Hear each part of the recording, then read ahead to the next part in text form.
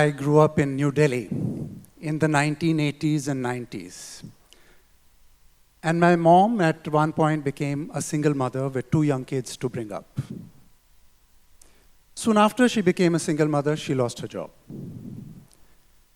And then she had to do various odd jobs in order for us to get by. Money always seemed to be in short supply, and sometimes we were struggling to make rent. My extended family consisted of wealthy relatives who had bungalows and cars and factories and businesses, and they helped us out occasionally. But like all good Delhi people, they were also keen to showcase all the wonderful things they had. But I could sense even then as a child and later as an adolescent that for all their outer wealth, their minds were full of stress, fear, anxiety, anger. Their lives were full of jealousy, comparisons, conflicts, including actual fights and lawsuits over property. So their lives had a lot of distress for all the outer prosperity. And I knew, even then, with startling clarity, that they weren't so happy as they were eager to make themselves out to be. And I understood that it's possible to have a lot of wonderful things and not be able to enjoy them. Now, I'm not coming from a traditional so-called spiritual point of view, which seems to say that things are bad, or wealth is bad, or you must give up outer things in order to get what is inside. It's not a question of good or bad, or of giving up anything. But my question here, right now, is, are we able to fully enjoy even the things that we have? We assume that joy and pleasure are properties of outer things. If I have something, I can simply enjoy it. And we forget the state of mind and the state of being of the experiencer. Take a simple example. If I'm looking forward to having a wonderful dinner with my romantic partner at our favorite restaurant, but just before the dinner or during it we have an argument about something, will we still enjoy our dinner as much as we imagined? So the inner state is of great importance. It's often more important than the outer circumstance. But we forget this.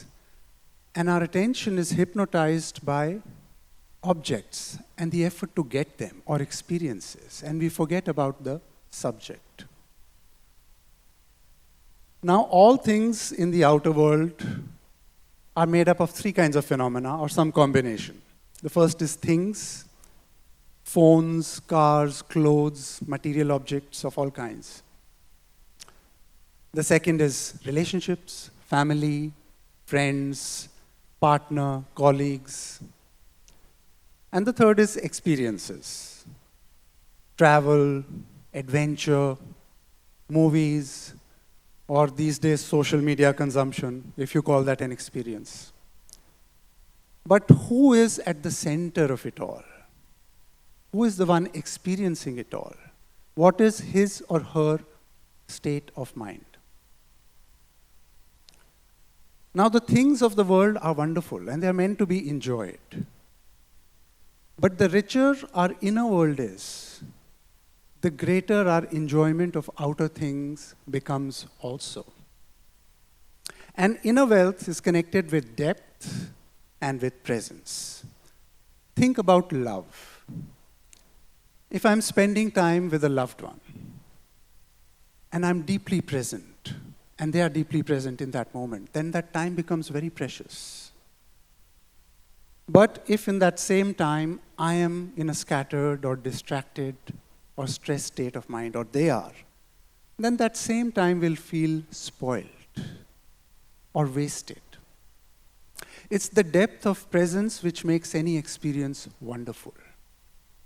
Or take the practice of kharaj in Indian classical music. In this practice, you take your voice down into the lower octave, as deep as it will go, and you hold the note.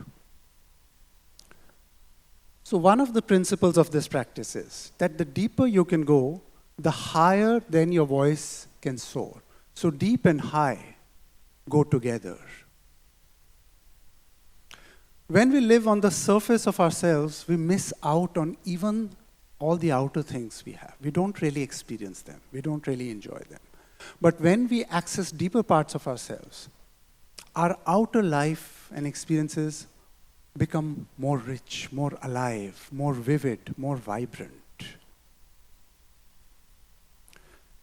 So the inner and the outer are not opposed to each other. They go together.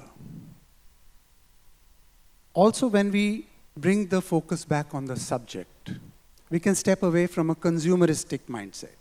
You know, these days there's a kind of new age spirituality which seems to say, you can have your cake and eat it too. Or you can have this and have that. You can have everything. Very tempting. But it's not about having. It's not about possession. It's not about consumption. Certainly not about cake. It's about, can I become a person who is able to enjoy, experience, live life richly in all its facets?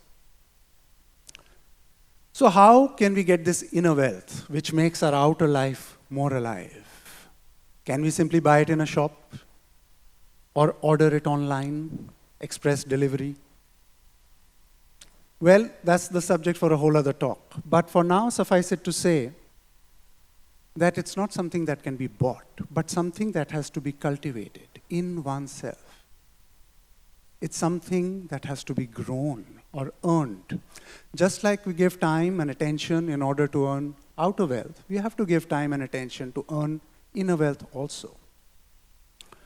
But just to give you an idea or a taste of what this inner life feels like, let me share a beautiful song and a story with you.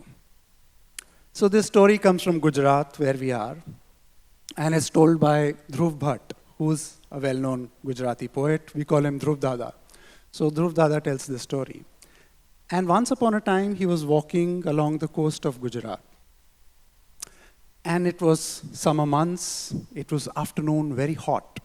And he was walking through a field when he saw a farmer hard at work in his field. And this farmer was an old man drenched in sweat. So he felt pity in his heart. And he thought, I'll go and talk to him. So he went up to the farmer and said, Dada, kem che? So the old man, how are you? So the old man looked up from his work, smiled a 1,000-watt smile and said, Aapne to majama, tame bolo. I am very well, full of joy. What about you? And Dhruv Dada says, in that moment, he felt the joy that this man has, even I don't have. What is this joy? Which is not connected only with outer circumstances. I want this joy. And then he says, this song came to him. He doesn't say he wrote it. He says it came to me. And in this song he says, O chintu koi mane raste made, ne dhire thi puche ke kem che. To aapne to kahiye ke dariya si mojma, ne upar thi kudrat ni rem che.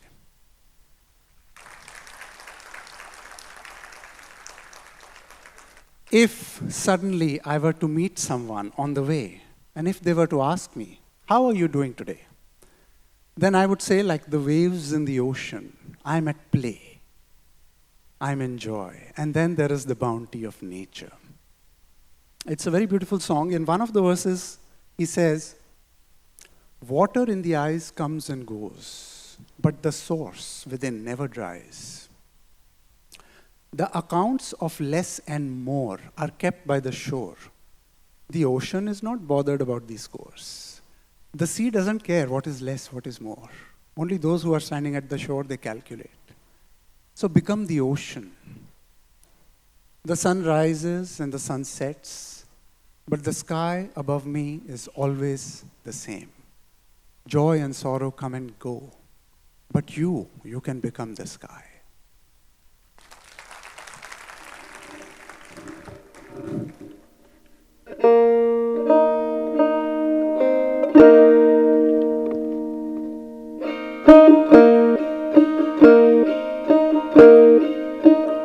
O chintu કોઈ મને રસ્તે મળે ને કદી ધીરેથી પૂછે કે કેમ છે, તો આપણે તો કહીએ કે દરિયાસી મોજમાં એ ઉપરથી કુદરતની રહેમ છે. ઓચિંતો કોઈ મને રસ્તે મળે ને કદી ધીરેથી પૂછે કે કેમ છે, તો આપણે તો કહીએ કે દરિયાસી મોજમાં ને ઉપરથી કુદરતની રહેમ છે. ફાટેલા કિસ્સાની આડમાં મૂકી છે અમે છલકાતી મલકાતી મોજ. ફાટેલા કિસ્સાની આડમાં મૂકી છે અમે છલકાતી મલકાતી મોજ. એકલો ગુણ તોય મેળામાં હું એવો લાગ્યા કરે છે મને રોજ. તાળું વસાય નહીં એવડી પટારીમાં આપણો ખજાનો હેમ ખેમ છે, તો આપણે તો કહીએ કે દરિયાસી મોજમાં એ ઉપરથી કુદરતની રહેમ છે. ઓચિંતો કોઈ મને રસ્તે મળે ને કદી ધીરેથી પૂછે કે કેમ છે, કેમ છે ભાઈ, તો આપણે તો કહીએ કે દરિયાસી મોજમાં ને ઉપરથી કુદરતની રહેમ છે.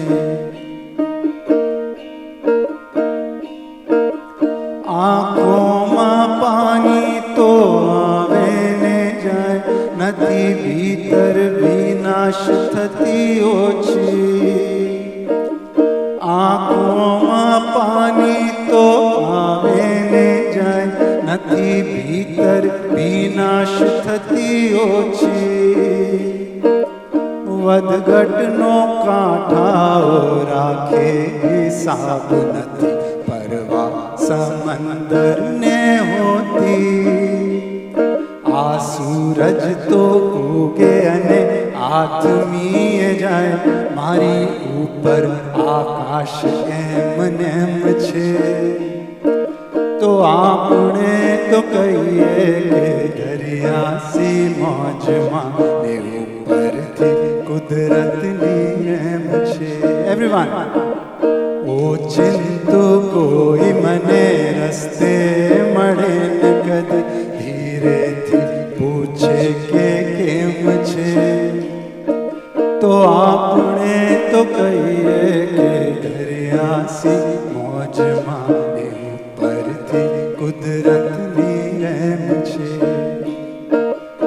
આપણે તો કહીએ કે દરિયાસી મોજમાં ને ઉપરથી કુદરતની રહેમ છે, તો આપણે તો કહીએ કે દરિયાસી મોજમાં ને ઉપરથી કુદરતની રહેમ છે. Thank you.